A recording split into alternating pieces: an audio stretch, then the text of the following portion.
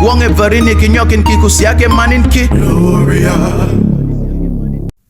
back to our AI Transformation Playbook. In our previous episode, we talked about why AI projects fail, why readiness matters, why organizations struggle with scaling, and what successful AI transformation actually looks like. But today, I want to challenge something deeper. Most organizations are asking, how much can AI do? I think one more important question is, what happens when AI changes how people think, decide, and work? But while everyone is focused on productivity gains, I believe there are costs emerging that many organizations aren't measuring.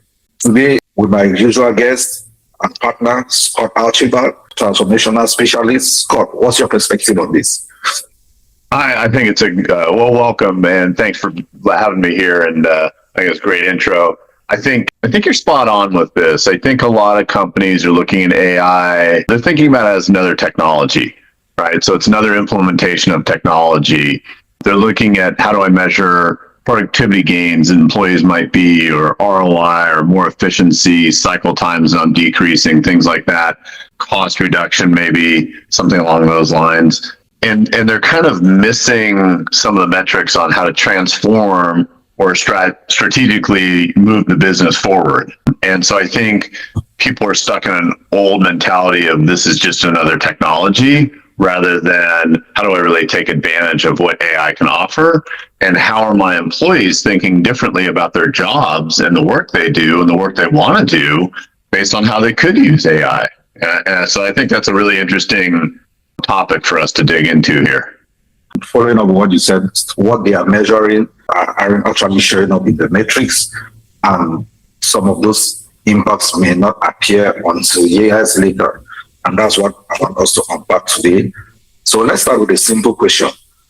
When executives approve AI investment, what are they actually evaluating?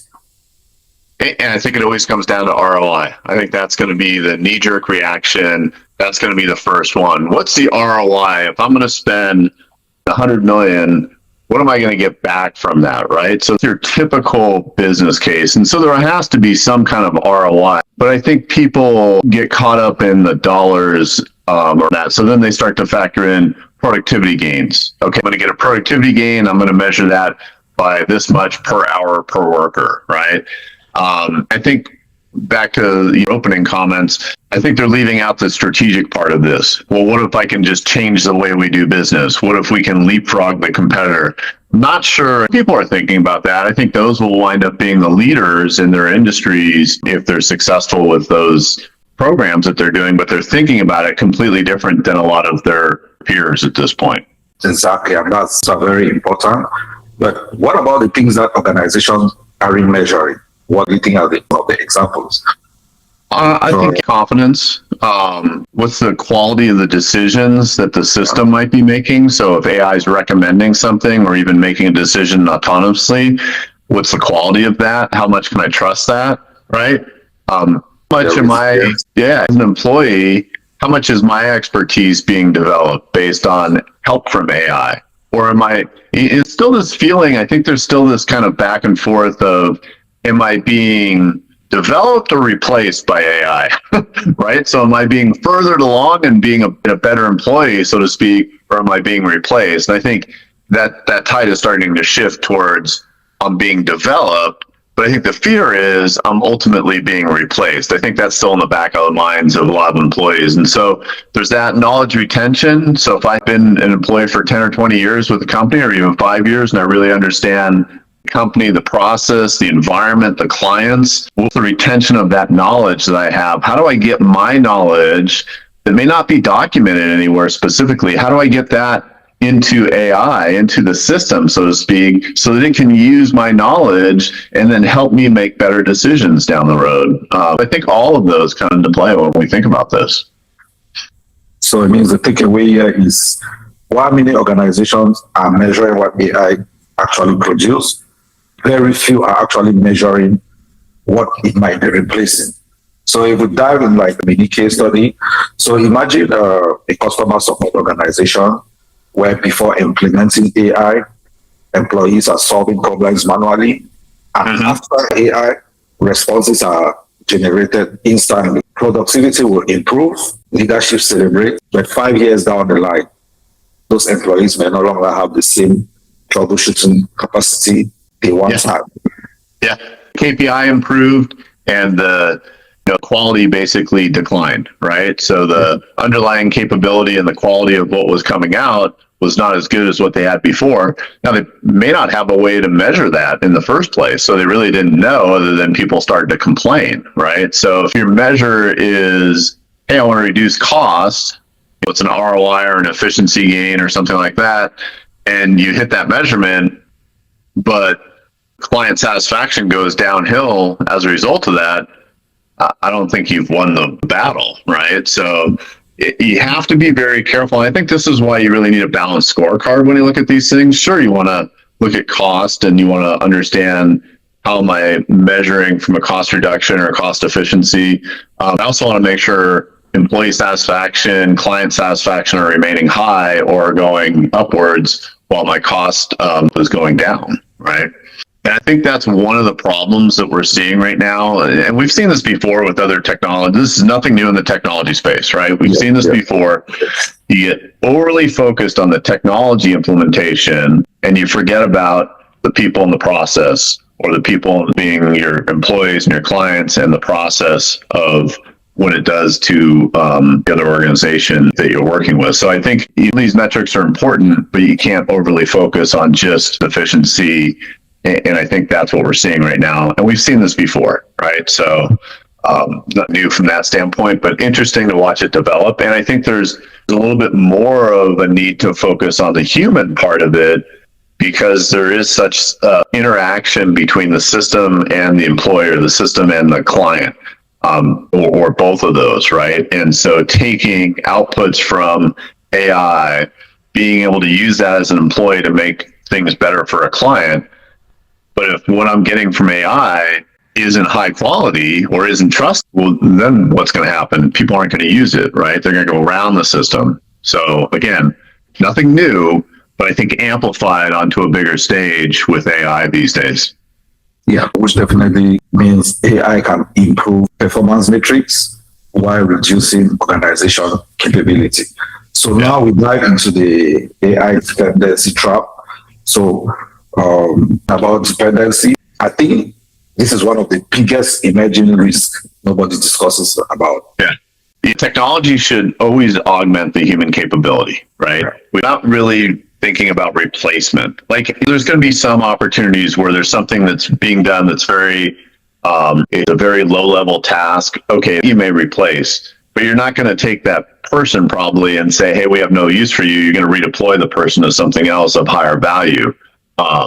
So I think the replacement that could happen is at a very low level, but for knowledge workers, see AI, and I think what we've seen across the board is more of an augmentation for them to do better work, faster work, even more work. They can just, because AI can deal with so much so fast, it can really help you move things along. But again, you have to understand the workflow, the process, and I think you brought up trust. I think that's a really big one too that people need to look at. So the problem comes again. If someone can perform a task without AI, how do they know AI's answer is correct? Right. I think that's the problem, right? If I don't have AI and I don't know what the answer is, how is AI going to help me? If I do have AI and I didn't know what the answer was before AI, how do I know that AI is giving me the correct answer? And I think there's been studies on this. People that are newer in their role. So if you're 1 to 2 years in your role and you're using AI, you don't have enough experience to know whether AI is telling you the right thing or the wrong thing, right? Yeah. So you either blindly trust it or you don't trust it at all. If you're 5 to 10 years in your role and AI tells you something, you know right away whether that is right or if that just doesn't seem like, I don't know, but it doesn't feel right to me. Like, answer seems strange, right? So you have a little bit more knowledge and background to go on.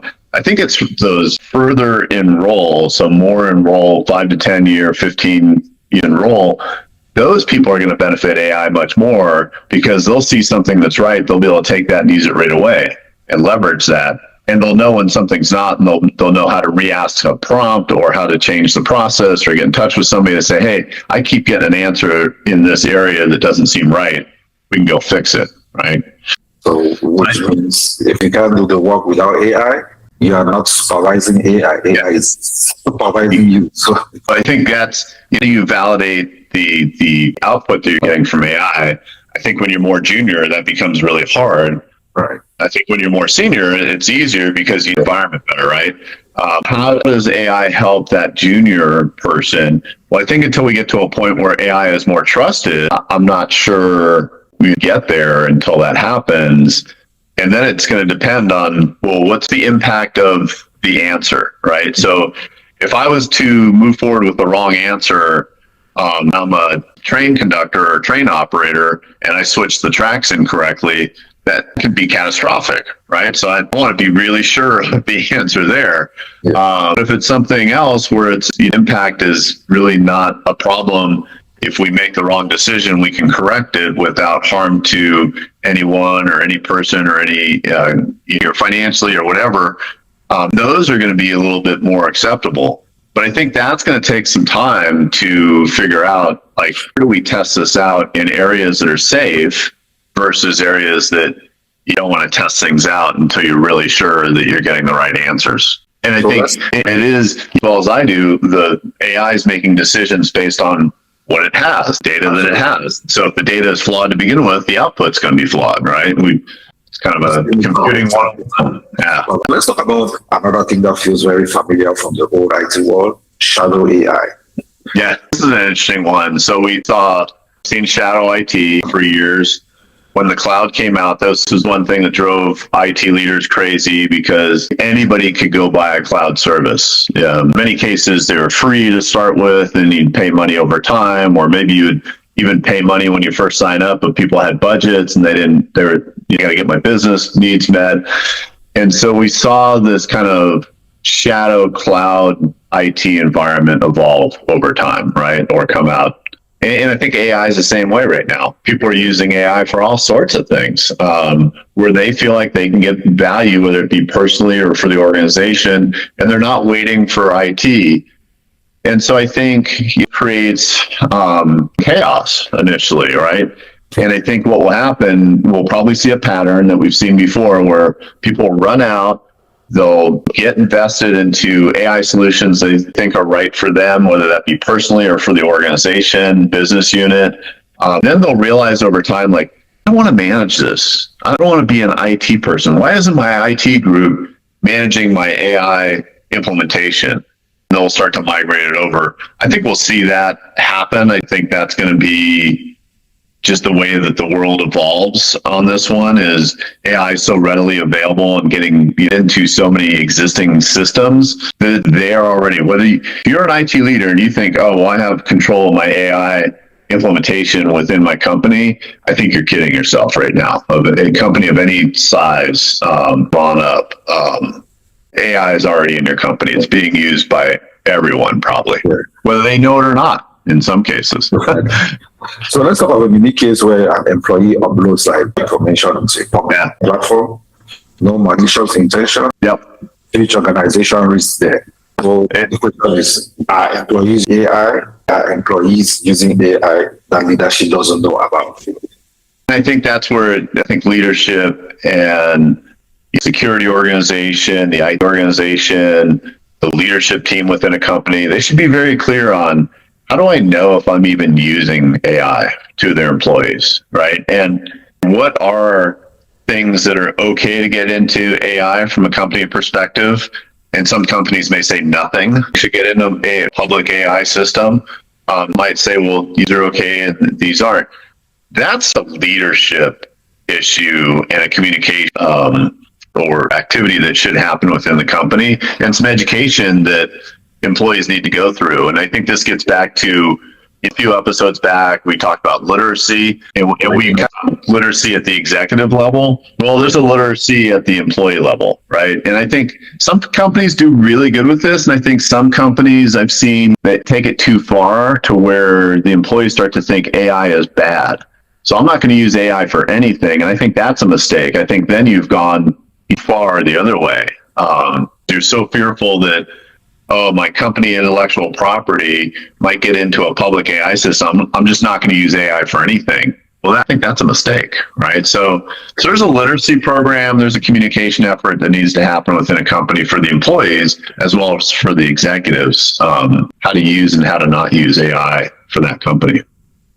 Yeah, so if executives accept AI recommendation without verification, the recommendations may appear logical, and the decision letter creates customer or compliance problems down the line. So which means the danger of not actually AI being used wrong. The danger is people actually assuming that AI is right all the time. Yeah, exactly. Right. So it means if we can summarize this part, many of the largest AI risks aren't technical, they are behavioral, following all what you said. Yeah.